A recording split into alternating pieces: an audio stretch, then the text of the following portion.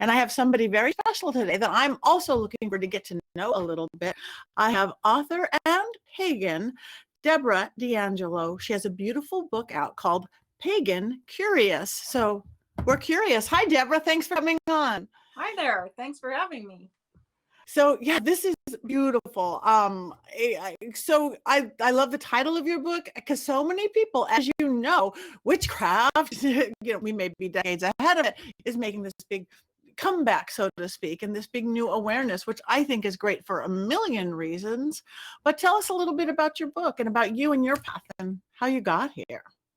Hey, well, all at once. No. I sort of stumbled onto the pagan path later in life, and just in time, and it changed my life. And at that time, there wasn't the internet, and there weren't all these wonderful books, and there weren't all these people around. There were just the few books that we all read, Silver Raven Wolf and Uncle Ray Ray, and there just weren't all these resources. And so I learned little bit at a time. I ultimately took an online witchcraft course, a 3-year course. But it was a lot like just wandering through the fog, trying to find your way. And I remembered what it was like just starting out. And now we have sort of the opposite thing where there's 1,000 books on witchcraft and 1,000 books on everything. But I noticed that there was a gap for people who aren't even sure if they want to go into studying witchcraft. It's like there needed to be pagan preschool for just everyday people to learn the ABCs and 1, 2, 3s. And I discovered this while doing a tarot workshop with some of my massage clients and some of their friends. And as time went on, they started asking about, well, what are those crystals and what's that symbol you're wearing? And why do you say these particular words? And I realized I didn't have anywhere to point them because these weren't people that were necessarily ready to study witchcraft. They're just curious. And I said, I wish I had a book that I could give you to get you started. And one of them said, well, you need to write it. And bingo. That was the cue, and I did write it. And so this book really is intended as a very gentle welcome to the pagan community. It's an open door in the foyer, and I serve as a guide to tell you, this is over here and that's over there, and this is what that is. But it's in a very non-threatening way that anybody could learn about this community.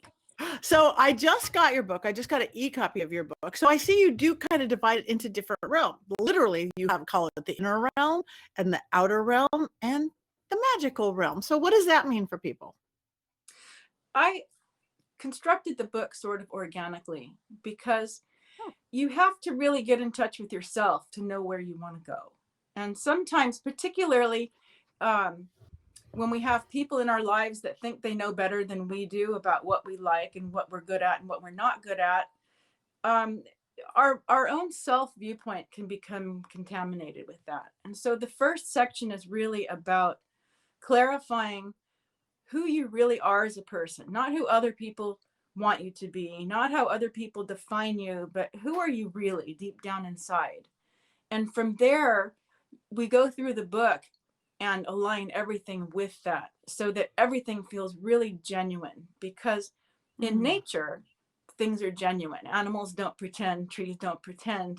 And so to really be congruent with that energy and that spirit, we need to also be solid and genuine about who we are and who we are internally. And the book provides an opportunity to really sort all that out and figure out, I may want to keep these things in my life, but not those things, and to sort it all out and get clear on what do you really want? What kind of person are you? What are you interested in doing? And then sort of stepping out from there into the external realm, which is nature and all that's around you, and really connecting to it, to the energy in plants, the energy of the seasons, the energy of animals, and to feel part of it, rather than a visitor to it, but part of this nature and immersed in it. And then the magical realms are all those things we can't necessarily see around us. We might see symbols of those things, but those are the things that happen metaphysically, and those are the things we learn to put in motion, and the things we learn to develop an intention for. And again, all strung along. And how do you really want to do this? How do you want to go about being a living being in the natural world and the magical world? I love that. And I think that's something that everybody needs anyway right now as we're coming out of this whole like crazy pandemic and locked in thing. A lot of people don't remember who they are, or forgotten who they are, or they've what everybody else is telling them constantly. So whether they decide to become a pagan, whatever that means, or a witch or not to themselves, this sounds like a book that everybody could use anyway. And my little soapbox is awareness of the earth, and you've got that right there. Again, seasons, Oh, plants, definitely. animals, saving our little planet right here. So Right. that's my biggest excitement about people be discovering this path, and a pagan path and a magical path, is the excitement of, number one, that it's self-empowerment, taking our power back, but number two, a responsibility for earth, nature, and our planet. So Absolutely. I sometimes am just mystified by how flippantly people treat the planet. There's no plan B or planet B. no. Even the nearest planet would take multiple generations to arrive there, even if we could get there. It's like, this is our one and only shot for now. And Yeah. for people to just trash it and destroy it, it's like stabbing your own body, you know. Yeah. What good is this going to serve, to destroy the thing that provides you the ability to have a life, you know? Your life, right? So what are some things that you suggest to people, like to take aware of in their life? Like, is there daily practices or rituals, or is it an awareness thing? Like, if somebody took something up out of your book going, oh, I want to incorporate that to like see how I feel about something. I think my approach is mainly to discover how to incorporate a magical perspective into your life, rather than, you know, the familiar go to church on Sunday and forget about it on Monday, versus it being part of your life all the time. And so we explore how to create an altar and what purposes an altar might serve. It might serve to attract a certain energy. It might serve to honor a deity, or it might serve to do magical work. I talk about a very easy ritual that involves no tools at all other than your hands and your mind, and it connects you to each element.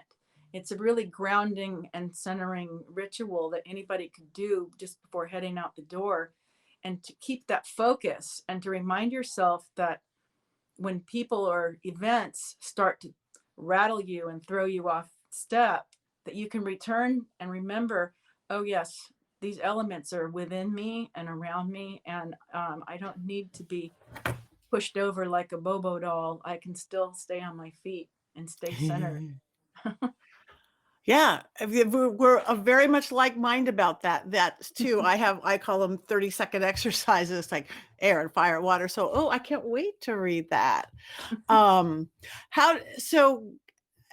Very much, is balance a big part of your stuff? Because again, what I'm seeing so much is out of balance, whether in your awareness or your magical practice, or what you're teaching people to kind of do or be awareness. Because I'm sure even the elemental thing would include balancing stuff, right? It's definitely about balance. And in fact, in my first book, I described the elements as a top. So it's a ring around you like a spinning top, and you're at the center with spirit. So when you're out of balance, everything tilts. Like maybe you have too much fire energy going on, or too much water energy going on. And the key is learning to balance in the middle, to keep that top moving so it's alive, to stay in the center, and to know that if you do need to tip your energy into air or fire or water, you're able to do that, and able to come back to center. And I think balance is in everything, because that's really what you see in the seasons. It's what you see in the phases of the moon. There's a balance. There is an increase and a letting go, like an inhale and an exhale. Everything inhales and exhales in its own way. And that also is a balance. And staying balanced in your own self and your own spirit is really where all of this begins. I love that. I love that. Um, so I noticed in your promo about it, you talk about it being like a garden. So I like that. But since we're just talking earth stuff, so what does that mean? Like a garden, like you plant it, you let it grow, you water it? Well, it's the big pagan garden, because we have a familiar saying, the big pagan tent. But to me, the big pagan tent means, okay, there's walls and I can't see out and it's crowded and stuffy. I want to go outside. I'm always about going outside. And I lead you through a walk through this big pagan garden and say, you see that those are the roses over there. This is what they're all about. And here are the snapdragons over here. This is what these are all about. And we walk through all of these flower beds that are the pagan community, so that each person can say, oh, I'm interested in that, but not so much that. But to give them an idea of, once they have a feel for what's in this garden and where everything is, then they can later decide, you know, I really want to go learn more about daisies. The daisies really appealed to me. So I do use that metaphor for each of the pagan communities, the Druids, the Wiccans. Each of them is a flower bed, unique in its own right, but part of a larger garden. It's all connected. I love that. I absolutely love that. And yeah, much better than a tent. And it's true. So many people actually almost even already within the craft or beginning in the craft don't know. I'm a witch. I don't what that means, the difference of a druid and a Wiccan or a Thelemic, about all those things along the way. So you're explaining it from a very, I would assume, again, I haven't read it yet, but I can't wait to. People expecting to know nothing about our world, and then how perfect is that? Yeah, and I think also people may discover that, maybe I do know a little bit about this world, but I just didn't have the vocabulary for it, because I have had the experience of looking up at the moon and the stars and thinking, I'm connected to something larger. Or I've had the experience of standing at the ocean and saying, something about this calls to my heart. Or they've had the experience of, I'm going to make some special soup for my loved one who isn't feeling well, and give it to them in hopes that they heal and feel better. And a lot of times people discover that, oh, I did know how to do that. I just didn't have words for it. So Right. it's new, but some of it's also a surprise, like, oh, I already know this. So Yeah, and we do. I think, again, we've kind of lost our instincts and our intuitions, what early man had, whatever their belief system or religion. So it's tapping back into that, because I work with people all the time, and it's like, I already do that. Yeah. Then this is maybe why you do it, or a way to do it along the way. So I am so excited to read this. So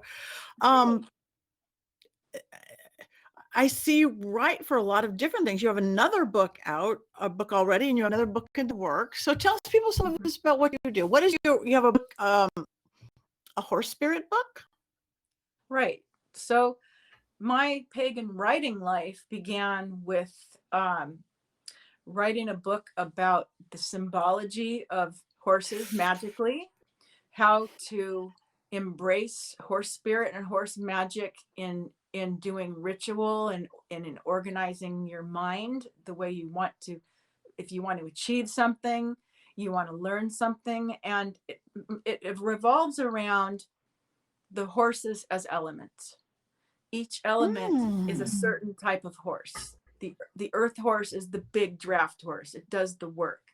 So when you're needing to get a job done, you call upon the energy of the earth horse. The earth horse will move mountains.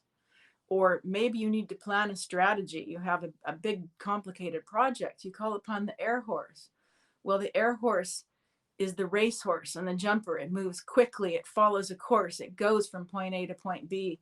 It plans the strategy. It sticks to the course and flies over hurdles. And then you have the fire horse, which is the quick, fast cutting horse, fiery red, that can cut through a problem and face down a steer and give you courage and to move on when you think something's impossible. They're the police horses and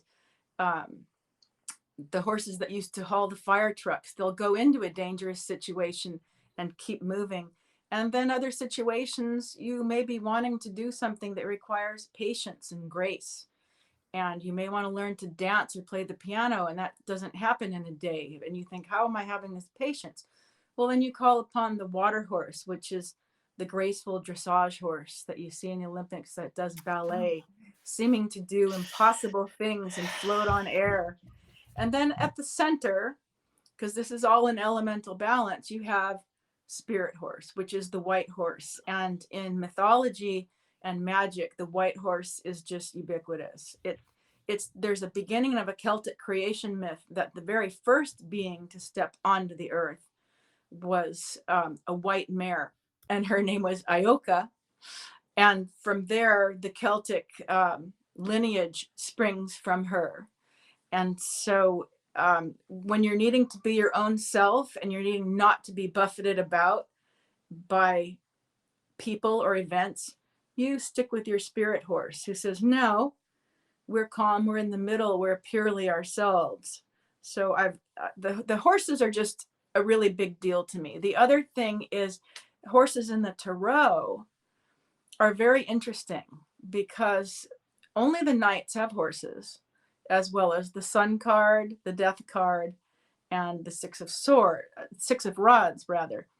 All of the horses are doing something. So in the tarot, when a horse card comes up, or if you want to use a horse card magically, it's movement, it's purpose.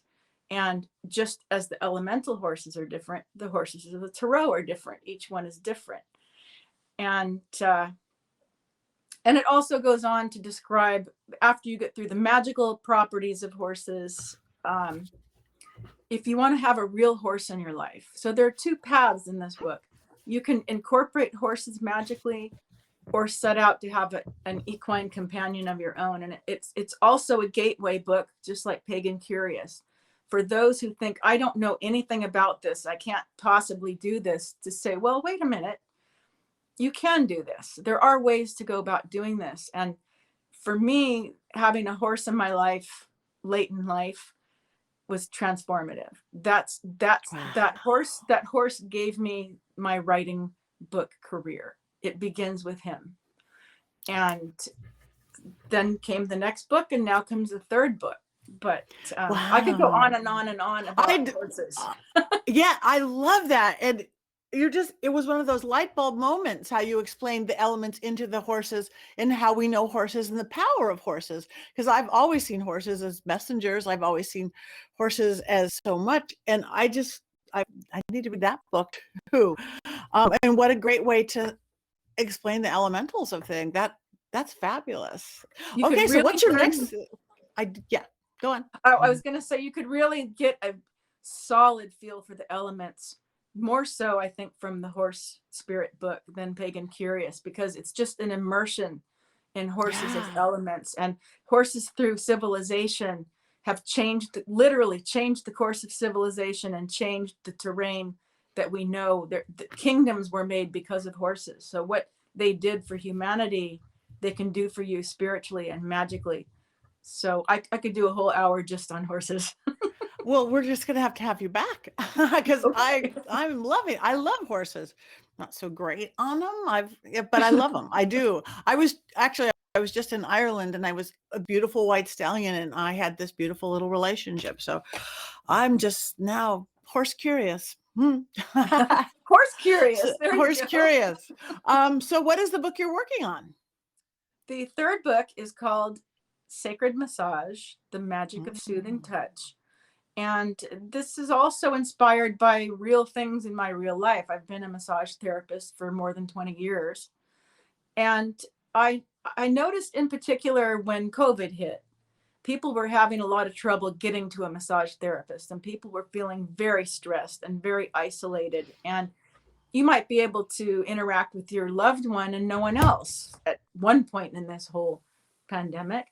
But it started me thinking about all the situations where a loved one could benefit from your healing touch. Someone who's in a rest home, someone who's elderly, someone who's injured or sick, or a child or a spouse, or just because it's a loving way to bond with a loved one or friend. And it's something you can learn to give and receive. And book number 3 is also a gateway book. It assumes if you have no experience, that you have the ability to learn to do these things. And I take you right through that. I love it. Gateway book series. So, um, I'm still stuck in horses, but I love the massage book idea. And it's true, because we were stuck in the house. My husband, he had a lot of like back surgery like that.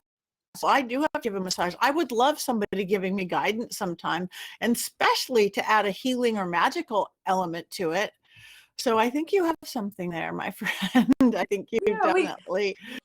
I teach people how to do the entire massage as a magical ritual, including casting the circle, inviting the elements, doing your implementation, doing your manifestation.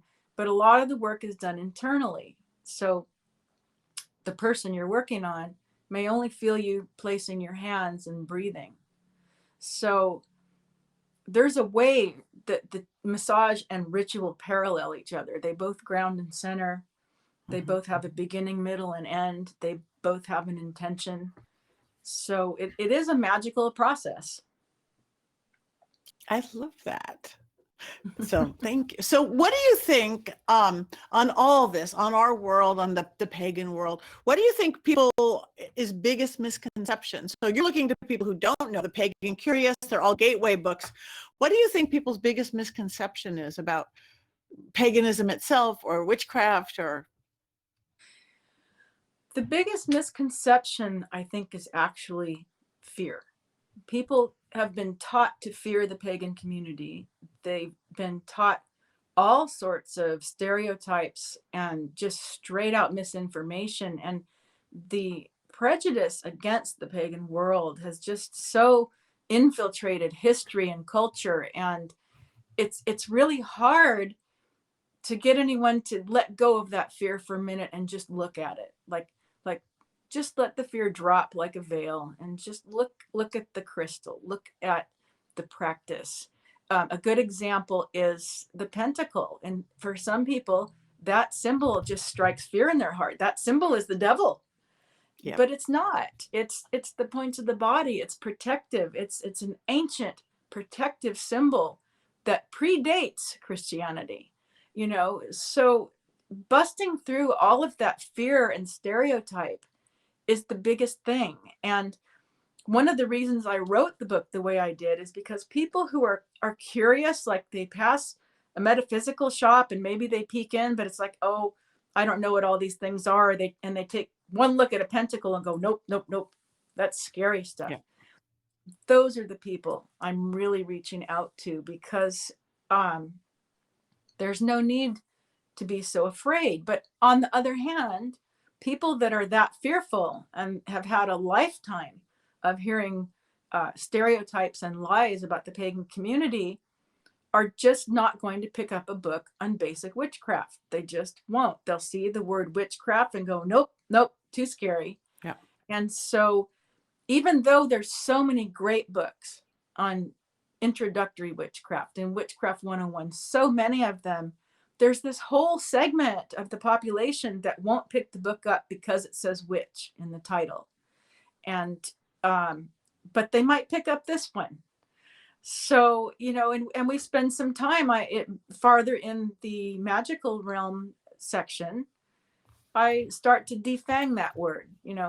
Well, what does witch mean? Does that mean, boil, toil and trouble by the cauldron? Is it I'll get you, my pretty, and your little dog too? What does that mean to you? And I desensitize people to realize that the witch might be your coworker, it might be your neighbor, it might be the grocery store clerk.